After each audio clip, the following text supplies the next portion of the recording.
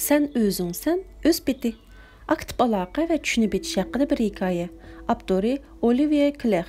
Resim Geya Bordikia. İntan büyük bıraksam bir düpter ormanlıqda bir kiçik böcen ailesi bilen birlikte yaşaydı iken.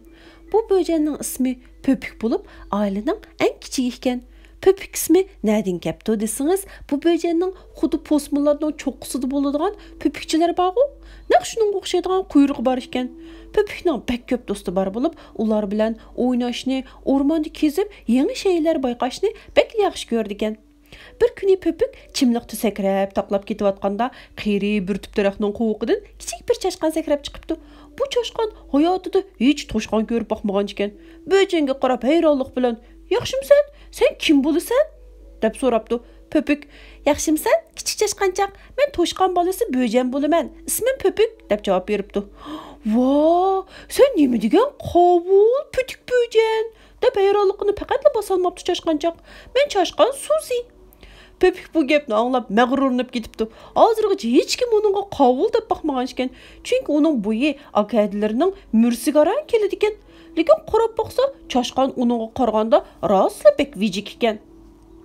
Pöpük chashqan bilan xo'shlashgandan keyin xo'shallikdan naqshda ulab ketibdi. "Men bek qovul, men bek qovul, men bek qovul bir böjen." Pöpük bir chetdan noxusini yetqoch, bir chetdan mo'jisini ko'rib, g'odiyib mengishga boshlabdi. Bu chog'da yaqinlardan ot chopgan bir ovoz kelibdi. Digdik digdik digdik digdik digdik. At Pöpükning yeniga kelib turgandan keyin bo'ynini pastga egib Pöpükka qarabdi-da, "Yaxshimisan? Men 4 taqiliq ot bo'laman. Sen kim bo'lasan?" deb so'rabdi. Pöpük mag'rur oldi g'odiyib turib, "Yaxshimisan? Men qovul böjen Pöpük bo'laman" debdi. At bunu anlab Pöpük toza zan selib qarab atgandan keyin masxirlik talaffuzda "Qovul böjenma? Lekin sen bekli vijikkansan" debdi va Pöpükka quloqmi solmay chepib ketib qopdi. Pöpükning qo'lisi qo'ymoqib qopdi. Atdiganda choshqan Suzi uningga "Bek qovulkansan" degan edi. Va bu Pöpükni bekli xush qilib atgan edi. Amdilikda ot uningga vijikkansan dedi. Bu zodi qandoq gap bo'lib ketdi? Men o'xshash vaqtda ham uzun, ham qisqa bo'la olmayman albatta. Bu ikkisining biri cho'qim xatolashib qoldi deb o'ylabdi ichida va opasidan so'rash qaror beribdi. Chunki opasidan so'rash orqali bilmagan nurg'un narsalar uchun davomli javob topa oladi ekan. "Opa, jinim opa, menga bir yordam qiling. Shu mening qo'lim bekla qaymoqib qoldi. Bugun choshqon Suzi menga bek qovulkansan dedi. Keynidilla 4 taqiliq ot menga bekli vijikkansan dedi. O'xshash vaqtda ham qovul, ham vijik bo'la olmayman. Shundaqku, undaqda siz deb beqma opa. Men zodi qovulmi yoki vijikmi?" "Sen o'z bitti" deb javob beribdi opasi va Pöpükni tinchlantirish uchun quchqig'abdi. Atning badani seninkidan xeyli qovul. Shuning uchun u o'ziga selishtirganda seni vijik deydi. Chashqonga kelsak, u bekli vijik. Sana bo'ynini ko'tarib turib qaraydi. Shunga san qovul deydi. Amniyatda sen o'z bitti. Ba'zi hayvonlarga qaraganda qovul, ba'zilariga qaraganda vijik debdi va Pöpükni quchoqlabdi. Opasi Pöpükka bir stakan savzi suyu bergach so'ziga davom qilibdi. "Sen ham mening kichik böjenim, ham mening cho'ng bolam. Sen mening nazarimda o'zing yolg'iz do'stlaring bilan o'ynag'il boralig'idek cho'ng bo'lding. Lekin yanala qorong'i tushganda yolg'iz uyga qaytib kelolmagidek darajada kichiksan. Lekin sen mening tatliq Pöpükim, jinim bolam, sen o'zingsan. Men seni qandoq bo'lsam shu biti suyman" debdi. Pöpük opasining deganlarini degandek to'liq tushunolmabdi, lekin u qo'lisida shu narsani oydinlashtiribdi. "Men o'zimman va opam meni o'z biti suydi. Eng muhim bo'lgani shu." Aytsa Pöpük do'sti Diqmoq bo'rsiqning uyiga o'ynag'ili mengibdi. Diqmoq og'rib qolg'achqa sirtqa chiqib Pöpük bilan o'ynay olmaydi ekan. Shunglashqa Pöpükni uyiga kelib birga o'ynashga taklif qilibdi. Pöpük toza oldirab ketib olsa, yo'lda uzun quyruq tulib uchrab qopdi. "Yaxshimisan Pöpük? Birga o'ynaylimi?" debdi uzun quyruq. "Vaqtim yo'q, Diqmoqning uyiga mangdim" debdi Pöpük va to'xtabmi qo'ymay yo'liga mengaveribdi. Bu chog'da uzun quyruq g'azablangan holda "Birdan turg'onga nima bo'ladi?" debdi va keynidilla "Sen bek eskikansan" debdi. "Men bek eskimi? Yo'q, undaq emas. Eski degan asli o'zi" debdi o'z-o'ziga Pöpük. Ko'ngli bekli yerim bo'pti. Do'stining nima qundaq deganini tushunolmabdi. Bu chaqchi hech kim uningga eski deb baxmagan ekan. Hatto aka haydalari bilan urushib qolgandimi. Dihmaqning uyiga borgandan keyin ikkisi shundoq ko'ngilli o'ynabdi. O'ynaverib, vaqtning qandoq o'tganini sezmayli qapti. Kech bo'lib Pöpük uyga qaytmoqchi bo'pti. Dihmaq uni eshik tuyiga uzatqili chiqqach, "Rahmat sana Pöpük, bugun bek ko'ngilli o'ynadik. Sen bek yaxshijimi?" debdi. Pöpükning qo'lisi yana qaymoqib qapti. O'xshash vaqtda ham eski, ham yaxshi bo'la olmayman-da. Bu qitim Pöpük dadısının yanına kepti. Dada, bana düşündürüp koyun ha. Bugün uzun kuyruk bana eski dedi. Bana şundaq digerligi üçün əsli eski boğan o özü. Keynidən dıxmaq bana pek yaxşı gelsen dedi. Oxşaş vaqtda hem eski hem yaxşı bola almayman. Şundaq o, undaq bolsa sen eytip bakı. Men zadı yaxşı mı ya ki eski mi? Sen öz bitti, depti dadısı oğlunu qışqığa oturğuzğaş. Uzun quyruqning sening bilan o'ynag'isi bor edi, lekin sen uning bilan o'ynamag'anliging uchun u ranjib qoldi. Shunglashqa sana eski dedi. Tiqmoq bo'lsa, uning bilan o'ynaganliging uchun xo'shal bo'ldi. Shunglashqa sana yaxshi dedi. Amaliyotda sen o'zingsan. Men seni o'z biti suyman, depti dadısı Pöpükning beshini silab turib. Undaqda boshqalarning yaxshi yoki eskiligini qandoq bilalayman va yoki bir ishning yaxshi yoki yomon ish ekanligini qandoq ayıra olayman deb so'rabdi Pöpük qaymoqqan holda. Shuni bilishing kerakki, deb gap boshlabdi dadısı.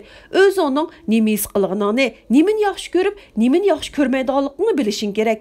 Masalan, kakuk guli bek sat deyishning o'rniga kakuk gulini yaxshi ko'rmayman desang bo'ladi. Masalan, uzun quyruq menga nachar muomala qilganlik uchun eski deyishning o'rniga uzun quyruq menga nachar muomala qilganlik uchun bek achchig'im keldi desang bo'ladi.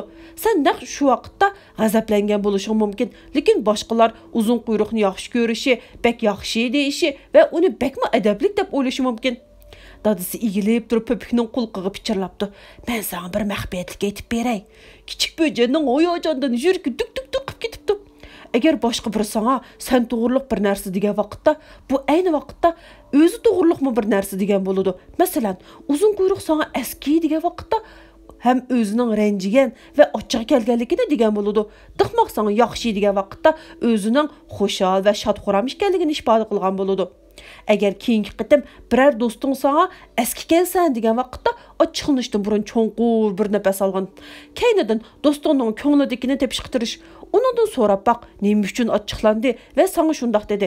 Uningdan keyin qo'l-qo'lga tutishib, ishqinglar tang xo'shal bo'la oladigan bir amal tepib chiqishtirishinglar. Bir sinab baq. Shu chaqda bu mahbiyatlikning hayotingni qandoq o'zgartiradiganligini ko'rsan. Pöpükning dadısının aytib bergan bu mahbiyatlikni darhol sinab boqqisi kepti. Masalani qanday hal qilishini sinab beqish uchun birining uningga eski ishkanligini va yoki yolg'onchi ishkanligini va yoki boshqa bir narsalarni deyishni orzu qilibdi. Natijada unchalik uzoq saqlashning hojati yo'q ekan. O kuni tushdan keyin sakrab toqlab o'rmonda sayli qilib o'tib, yo'g'on bir tup daraxtning yonida pik baraqsan o'sgan bidilarni ko'rib qopdi. Va, toza bir ziyofat qildigan bo'ldim-da. Depti öz-özüge ve taze iştiyoq bilan yeyishga boshlabdi. Tuyuqsiz daraxtning yonidagi bir chuqurdan bir og'muxon sakrab chiqibdi. Pöpükning biydilarini ishtohini begini ko'rib, g'azabdan yuzlari o'pkada qizarib ketibdi ve qattiq vaqirab turib, "Bu mening bidiligim, sening bidilarini yeydigan haqqing yo'q. Sen bek osal bir o'g'ri ekansan", debdi. Pöpük bundoq bo'lishini xiyoliga keltirib baxmagan ekan. Bir tarafdan og'zidagi bidilarini choynag'ach, yana bir tarafdan o'pkisini bosa olmabdi. Aval o öz-özüge bu Ağmuxanның bekli osal ekanligini aytibdi. Orman bütün hayvanlarning tursa, bu bidlik qanday qilib bu Ağmuxanның bo'lsin? Bu bidlar hargizmi yolg'iz uningga tava emas, balki bütün hayvanlarga tava. Uningdan nafratlanganligini aytmoqchi bo'pti va hatto uni ishtirib yerga yiqitib, "Yo'qol bu yerdan" degisi kepti. Keynidan dadısının aytganlarini esiga olibdi. Agar birsi sen to'g'riliq bir narsa degan bo'lsa, o ayni vaqtda o'zi to'g'riliq bir narsa degan bo'ladi. Demakki deb o'ylabdi Pöpük. Bu Ağmuxanning shunchalik achchig'i keptiki, meni osal va o'g'ri deb aybladi. Pöpük cho'nqur bir nafas olibdi. Keynidan muloyim bir talaffuzda, "Bu bidilarni bek yeging bar bo'lg'ashqa, shundoq bek achchig'im keldimi?" deb so'rabdi. "Shundoq bek achchig'im keldi, chunki bu bidilar mening", debdi Ağmuxan. "Bularni yeyishdan burun sendan ruxsat edishimni xohlabdim." Shundoq debdi Ağmuxan hayron qolgan holda. Chunki bu bo'janchoqning faqat achchig'i kelmabdi va shundoq adabli gap qilib o'tibdi. Pöpük o'zining endi Ağmuxanga achchig'i kelmaganligini his qilibdi. Naq aksicha unga yordam qilg'isi kelibdi. Chunki Ağmuxanning hissiyotini tushunibdi. Agar men uning o'rnida bo'lsam, menmi mening deb o'ylagan bir narsani boshqalarning yeyishiga yo'l qo'ymagan bo'lardim deb o'ylabdi. Agar xohlasan, men yeb qo'ygan biylarning o'rnini to'liqlash uchun seni bir yerga boshlab aparay. Faqatla men biladigan bir yer. U yerda bir-biridan isil nozu ne'matlar bor. Qandoq deysan? Deb so'rabdi Pöpük. Og'muxonning ayronlikdan ko'zlari yo'g'inab, chaqnab ketibdi. G'udung ishdan to'xtabdi. Nima degan muloyim, g'alati bir bo'jan bu, deb o'ylabdi. Og'muxon biylarni bek yaxshi ko'rdi ekan, lekin o'rmonni biylik tepish bekmi tasbir ekan. Albatta xohlayman, deb javob beribdi Og'muxon va bu chaqda uningda ochiqdan qilchilik asar qolmabdi. Pöpük Og'muxonning maxfiy yeriga opiribdi. Og'muxon may bo'lib o'sgan ko'ktatlarni ko'rib, xo'shallikdan cho'qirab ketibdi. "Vo, nima degan qoltiz? Sen bek yaxshi ekansan." Pöpükning xijillikdan yuzlari qizarib ketibdi. "Isming nima?" "Ismim Pöpük. Sening isming nima?" "Mening ismim Uzunburun", deb javob beribdi Og'muxon so'zlarni yeyishga boshlashdan burun.